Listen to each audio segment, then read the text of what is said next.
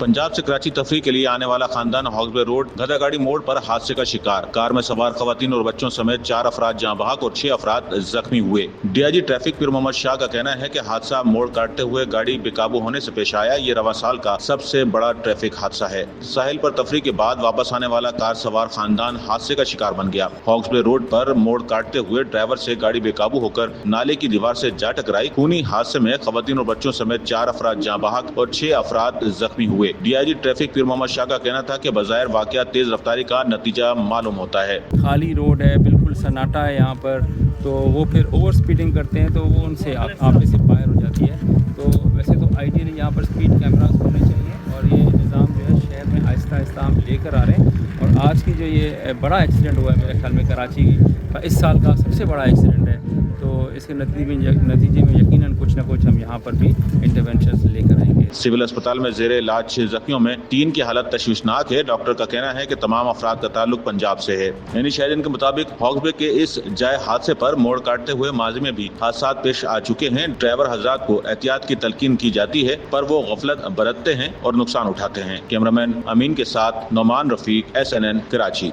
Sachal news network की videos में खुशामदीद। नाजरीन, वीडियो से मुतालिक अपनी कीमती राय का इजहार कमेंट बॉक्स में ज़रूर करें और चैनल को सब्सक्राइब करें।